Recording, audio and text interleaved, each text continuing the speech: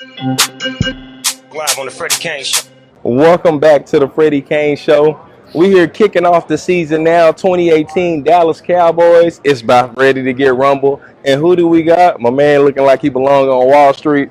But believe it, he was a former player, Mr. Tony Casillas of the world champion Cowboys, man. What do you feel like kicking off this season? Wait a second. Before I say that, you look like one of my favorite shows is The Baller. So this is the Baller look right here.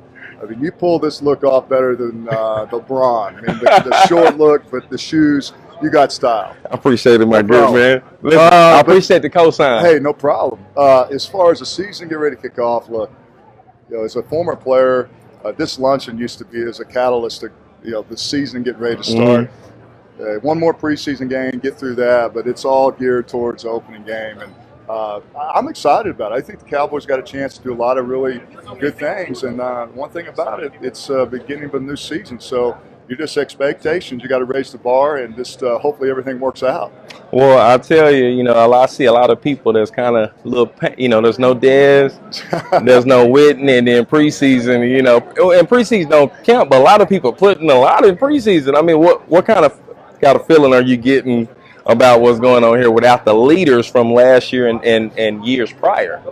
Well, I think the fact that you're losing Dez, you lose Jason Witten, those are two cornerstones of your offense. But I think there's always a transition to getting younger, and then those guys to mature. I think there's a lot of good vibe with what they have offensively. I mean, the wide receiver position, everyone wants to talk about a number one, but look, collectively you could be able to put those numbers up. If I'm going to get excited about something, being an old defensive guy, I'm going to look at the defense. I really think there's some really good pieces of the puzzle coming in place.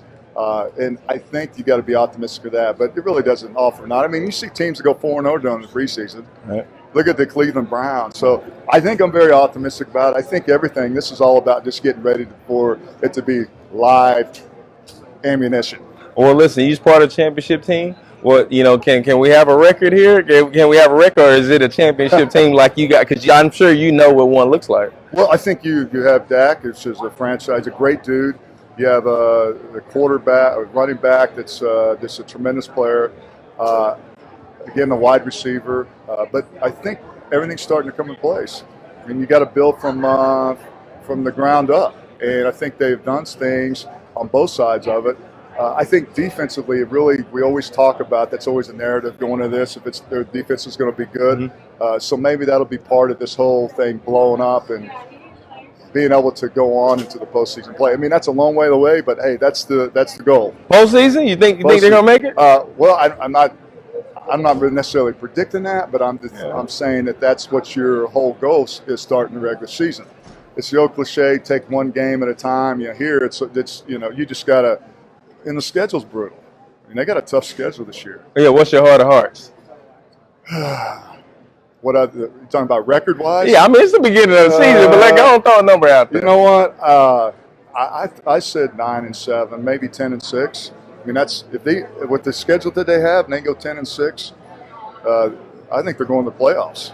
Yeah. Every team you look on their schedule, and that's not even including the NFC, the Super Bowl defending champions. I mean, it's hard. You go out, you start off with Carolina, and then you play the Giants, and then you continue on your schedule. It's just one of those schedules. It's all about being lucky too. You got to stay healthy, and that's another thing. They haven't started off really positive as far as injuries. But that's part of the game. Well, before you leave, we want, of course, we make sure we recognize, the good people that's giving back to charity and Happy Hill Farm Reserve. What do you think about them kicking off every season, giving back to kids with, a popular team like America's team? Well, I think it just goes hand in hand. And it's how old I am. I remember back in 1992 when it was at the Intercontinental Hotel. What? And you probably weren't even born then. I was 12 in 92. Okay, 12, okay. But it was kind of the prelude for us getting started. Yeah. And it's just really gotten bigger and bigger. And then you put the Cowboys brand on at Happy Hill Farm, and you see the kids over here that are here, and those are the stories. And it's all has a lot to do with what they're doing here. I mean, it's a great partnership. So, for me, it's just great to see a kid be able to mature and go on in life and really put his put his mark in this world. I mean, isn't that what it's about? Right. And that's what this is about. Well, hey, you heard it here on the Freddy Cain Show, Happy Hill Farm Reserve.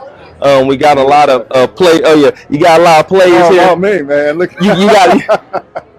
I told someone over there. I said, "Look at Zach Martin. Zach Martin is the reason why Walker's in limp, because I used to play, play against guys like Larry Allen. Mm-hmm. Is an impressive young man, but kind of makes you cringe just a little bit." Yeah. I mean, especially today's players. And man, you listen. I appreciate the compliments. You looking super fresh, like you going on Wall Street. You must have found the fountain of youth somewhere. It's hard to find, but what are you going to do? I see you, man. Somewhere. You belong on Ballers as well. Dwayne Rock Johnson, he coming for you. Hey, I love that. Mr. Tony Casillas on the Freddy Cain Show. Don't go nowhere. We'll be right back. Freddy Cain, my main man.